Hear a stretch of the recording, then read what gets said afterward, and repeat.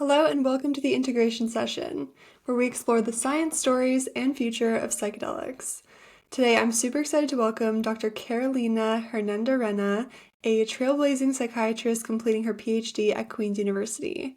We're going to chat about Carolina's personal and professional journey and navigating the field of psychedelic research, but the main point of focus will be on the clinical trial that she's currently working on, titled Safety and Efficacy of Psilocybin-Assisted Psychotherapy for Demoralization Syndrome in Patients with Advanced Stage Cancer. We're going to explore what demoralization syndrome is, the study design that she's doing, its current status, and what Carolina's vision is for the role of psychedelics more broadly in cancer care. Let's get into it.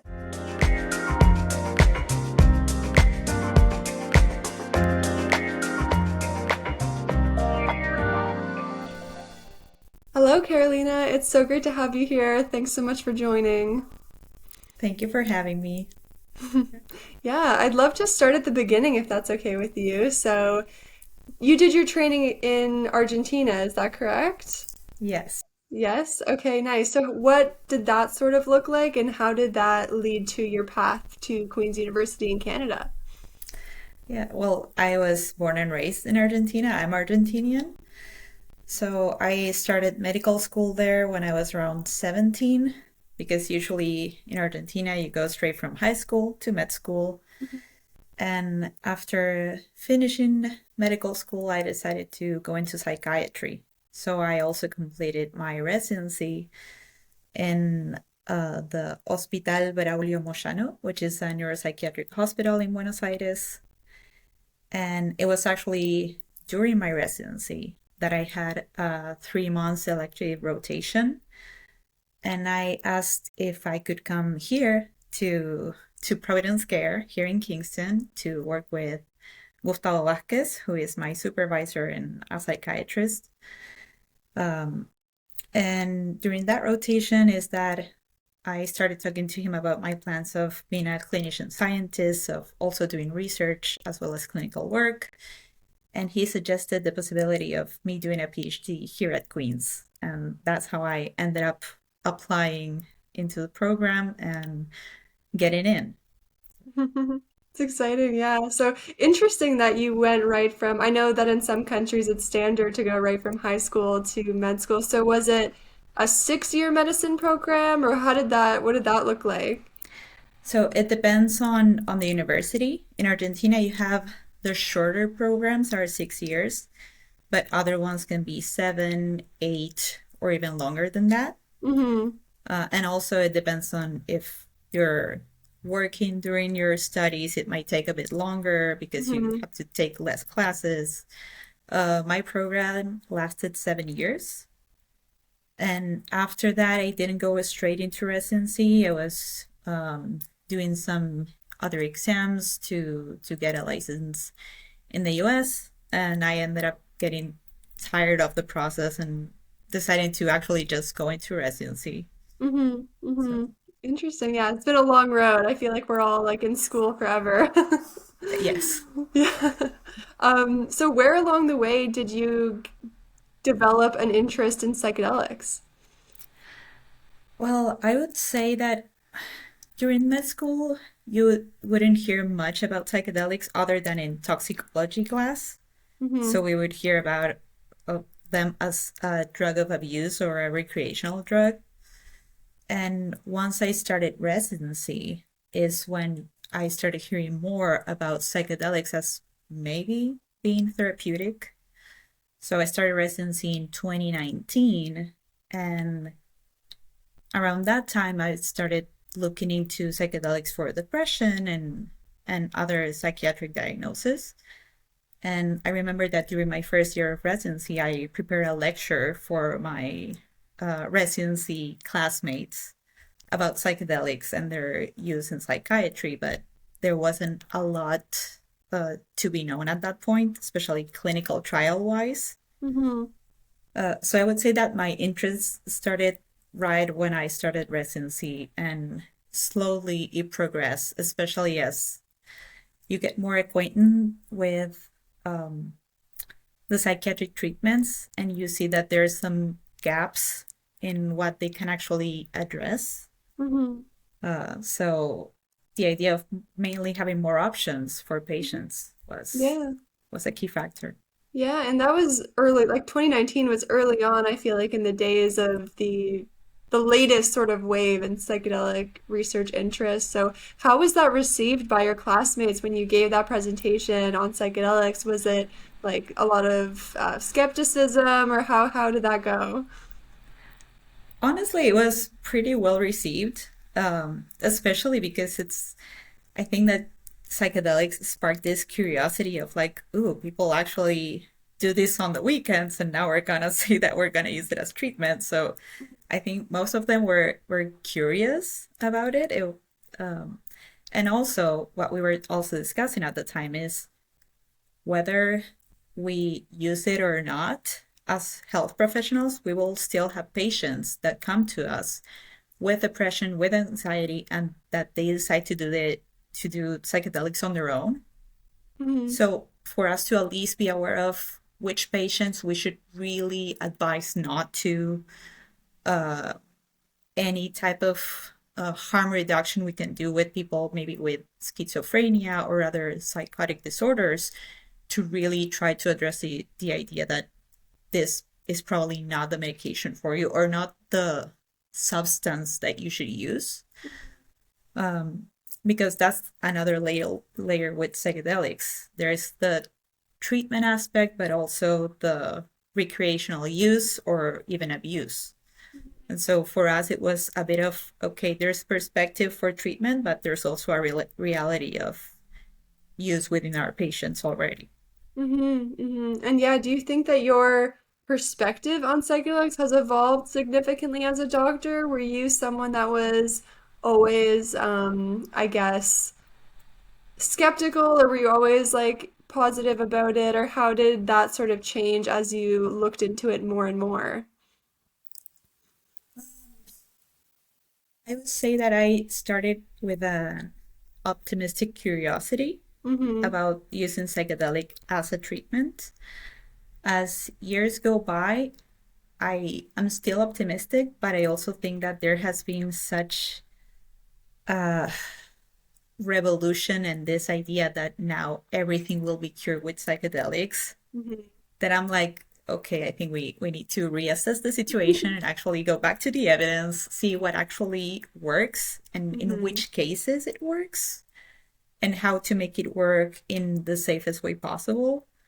So I would say that I'm still optimistic, but I also think it's important for anyone doing research in it to bring it back to the evidence, to the science, to and not to oversell something that is not going to be a cure for everything.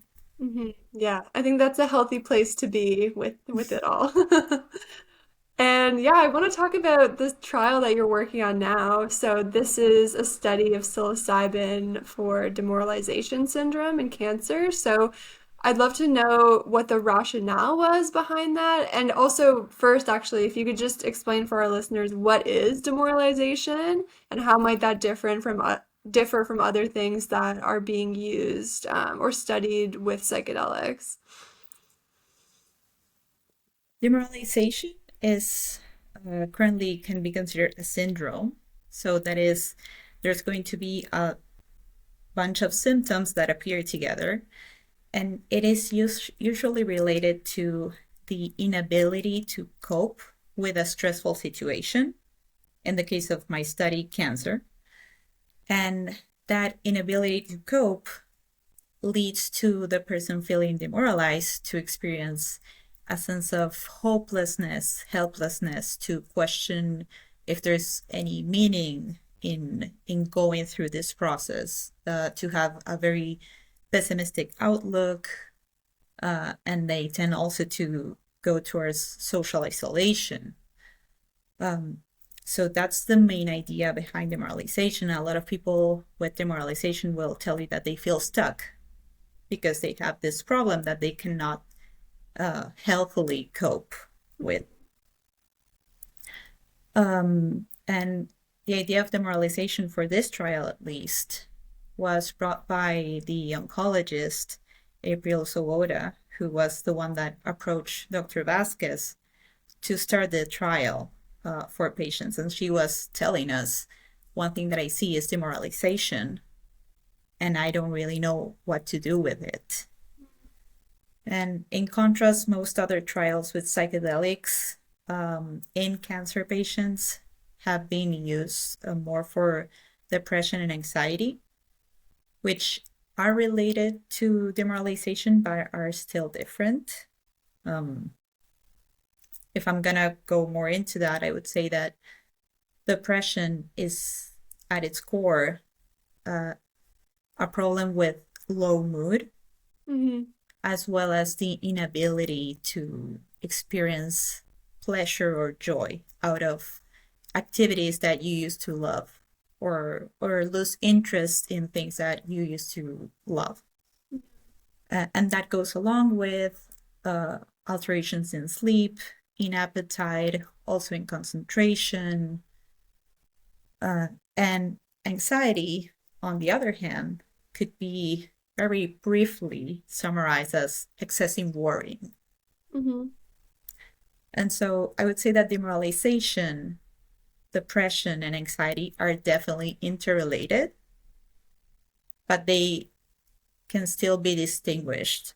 But I don't know if I'm being too technical, maybe, with No, the that definitions. was really clear. Thank you for Okay. explaining that. That was great. I think that'll bring a lot of clarity to listeners who haven't heard the term before. And are there treatments available at all for demoralization? You mentioned that the colleague that you were speaking about didn't know what to do with it, so I'm assuming there isn't really anything like to treat it right now. Is that correct? Yeah, when it comes to pharmacological interventions, there's not even clinical trials using, let's say, antidepressants for demoralization, because it is already kind of assumed that it won't work, because demoralization has this aspect of meaning and existential distress that an antidepressant is not supposed to work on. But basically, there are no trials. And there are some psychotherapeutic trials and studies which have some like moderate results. Others have not really shown any efficacy, and others can be more encouraging, but there's also a lack of replicability. Mm-hmm. So there might be one trial, but not anything that followed up afterwards. Mm-hmm. So I would say that demoralization has not been fully explored when it comes to available treatments. Interesting. Yeah. So obviously then it brings up the question like could psychedelics help?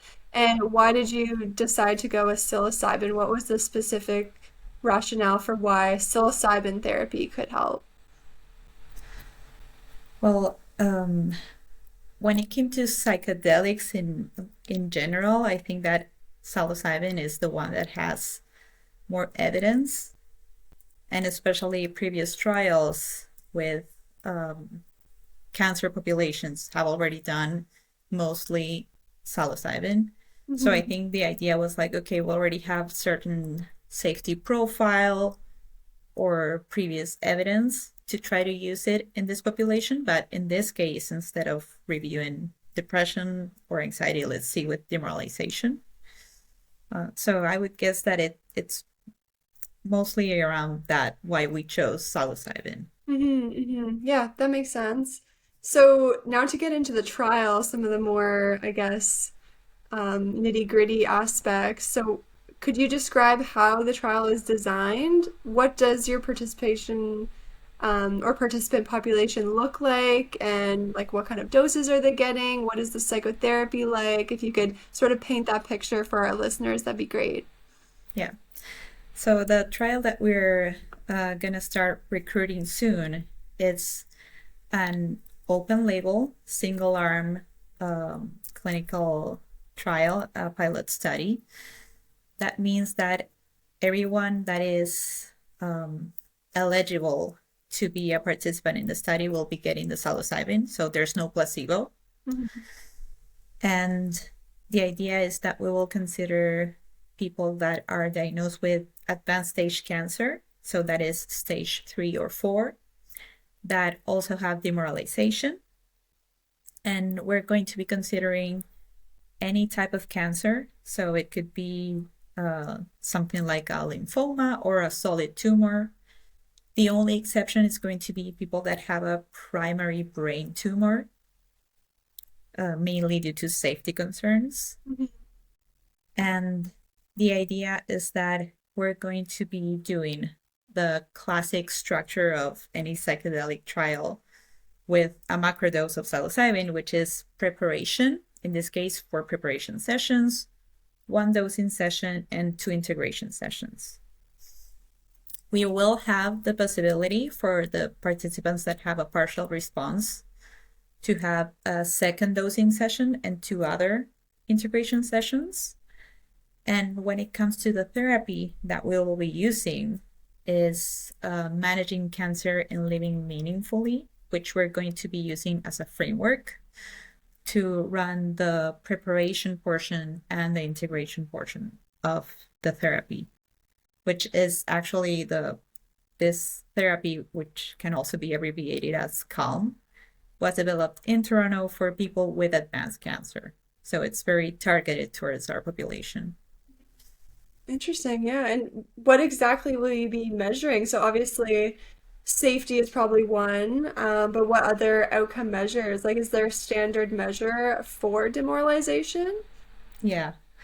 Yeah, we're going to be measuring demoralization using the demoralization scale, which has been validated and used even in another trial with psychedelics, the one by Ross in 2016. So that's going to be our main outcome. As you also mentioned, safety will also be our primary outcome. And as secondary outcomes, we're going to be measuring depression and anxiety too, using the Hamilton scales for both depression and anxiety. Okay, interesting. So you can sort of get a little bit of insight, like you said earlier, depression, anxiety are all related to demoralization. So you'll be able to observe some interesting relationships there, maybe. And yeah, in terms of thinking about the results that you might see, do you have any like strong hypotheses or expectations for what you'll observe?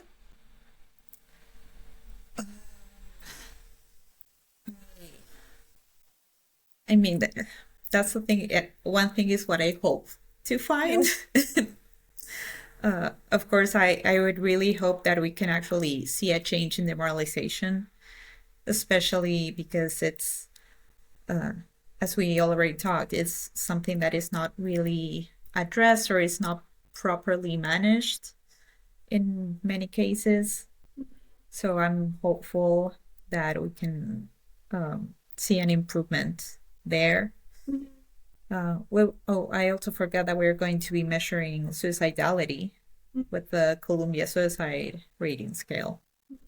Um, so I'm just hoping to see if we can see a reduction in any of these parameters, and also to see if there's an interrelationship between uh, the levels of anxiety and depression, and if by decreasing one or the other, there's an impact on the other conditions, Hmm. if present.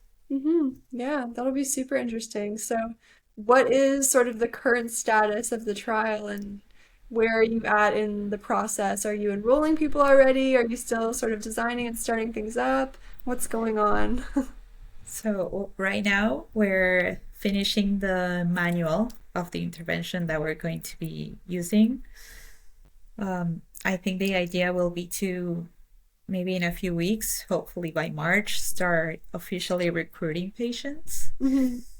But right now we're just giving the final touches to the actual intervention modality, because that's also the thing, is an investigator initiated trial. So everything that has been going on, we have designed and decided ourselves. So it has taken a lot of work, but it is also very gratifying to be involved in every aspect of the trial. Yeah, and what are some of like the biggest challenges that you guys have faced? I imagine, you know, any study that involves Health Canada approval, I imagine, is difficult. Oh yeah, I would say that that was a tough part of it, um, especially uh, not having a former template of how to address Health Canada, how to get everything ready. And you see most of the guidelines that they have are designed for pharmaceuticals, not for a small team of researchers.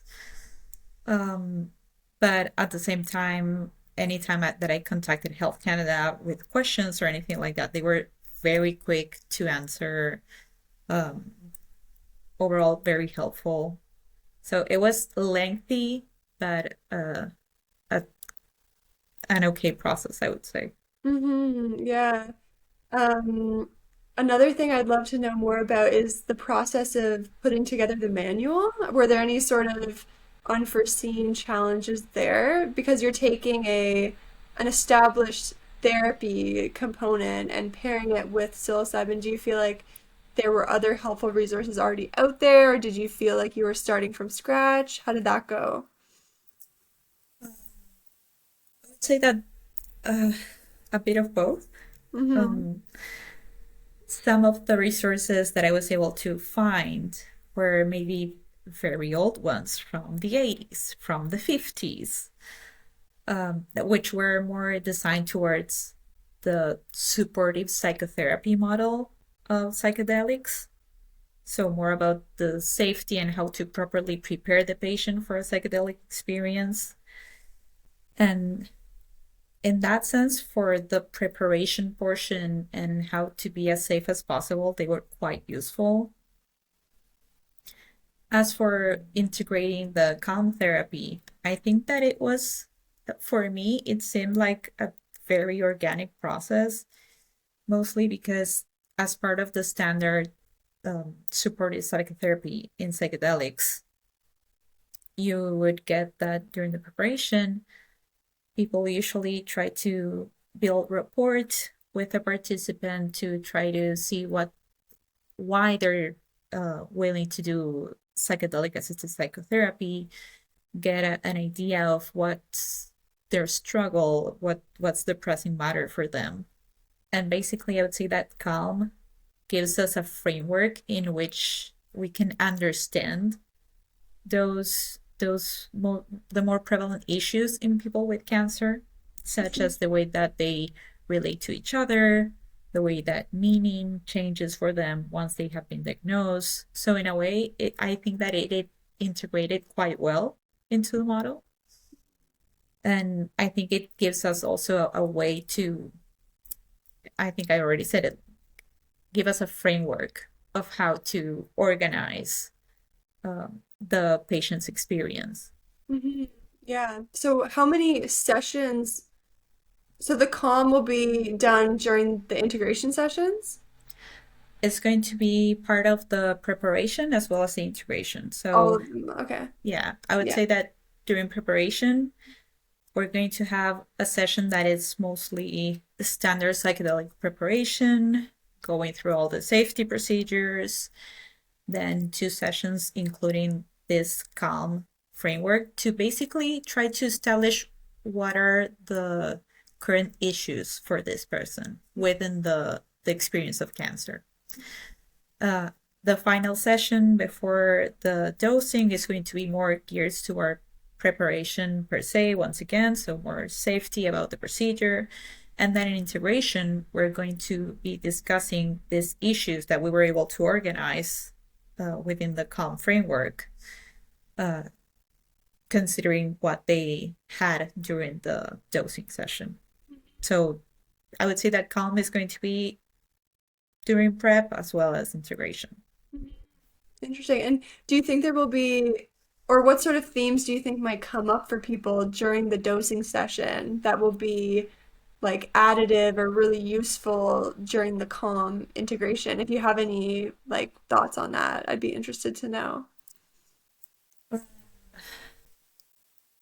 My guess is a lot of it is going to be about facing mortality. Hmm. which is something that I think we all have a concept, but we are never really internalizing the idea of dying. Mhm. And I think that also the way that people um, relate to loved ones is going to be a very prevalent issue because the dying process is not only personal, but it's deeply social. So I think that those are, my guess, going to be some of the most common issues people will have. Yeah, that's interesting. And zooming out a bit more now, getting more into the broader implications of things, do you predict that psilocybin, obviously it's still very early, but do you think there's a place for it in standard care? And what kind of evidence and policy and regulatory changes do you think we need to support that wider adoption? Um, well, I think it does have a place for sure.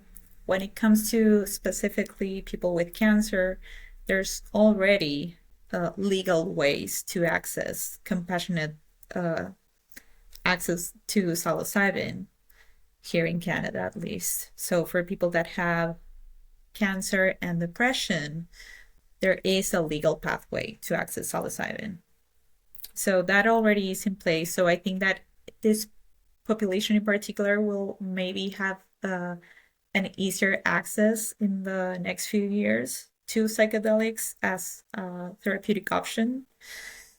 Now, maybe for a broader population, such as people that have depression, but not in the context of cancer, I think it will take maybe a little bit longer. And also, I think it will also depend on the decisions between microdosing or macrodosing. I think that maybe microdosing people can be a bit more leaning towards rather than the macrodose. But I'm not sure how that is going to actually turn out in the next few years when it comes, especially to the legal part. That's Yeah, yeah. It'd be nice to have a crystal ball and look and see what's gonna happen, but I don't think that's the case. Yeah, and then from a like a feasibility or practicality standpoint, how do you see integrating psychedelic therapy into if it became legal and was a standard care practice? How do you think that would go in terms of logistics? Like, would we need a lot more, obviously, training for clinicians and how could that potentially change everyday practice as a psychiatrist? I think that it will depend on how psychedelic therapy develops over time. Because right now, most of the psychedelic assisted psychotherapies don't really have a psychotherapeutic component per se into them. It's more supportive, uh, uh, a supportive model. So that is, it's more geared towards safety than a psychotherapeutic intervention. So it's not, a lot of the trials are not using CBT or a specific evidence-based therapy along with the psychedelic. In that sense, it should be an easier training process for psychiatrists or other clinicians. I think what is going to be interesting is if new trials are coming up with actual psychotherapies and how to integrate them into the psychedelic assisted psychotherapy. That could be a bit of a lengthier process, Mhm. but I think it's overall uh, doable, and I think that especially the new generations are interested in it. So Yeah. Yeah, it'll be interesting, and the evidence is only growing, so I think that helps as well. So yeah, we're nearing the end of our conversation now, so I just have one more question for you. For our listeners who may be dealing with advanced illness or supporting loved ones potentially that are in that place, do you have any final message of hope or anything that you hope to see from your research on psilocybin and demoralization?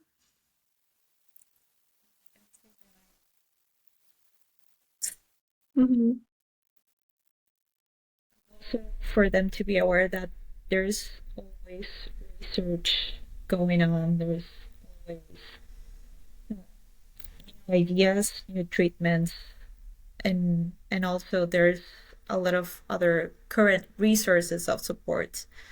So I think that it's also good to keep in mind that it's not just my trial, but a lot of trials and research that are trying to address uh, these situations such as cancer or palliative care, and also supporting the families along the way. Mhm. Definitely. Well, thank you so much for joining me for this. You gave really amazing answers and everything was very clear. So I appreciate you taking the time to chat with me and share a bit about your work. And I really look forward to seeing the results. Well, thank you for having me. This was really fun. So thank you. Of course.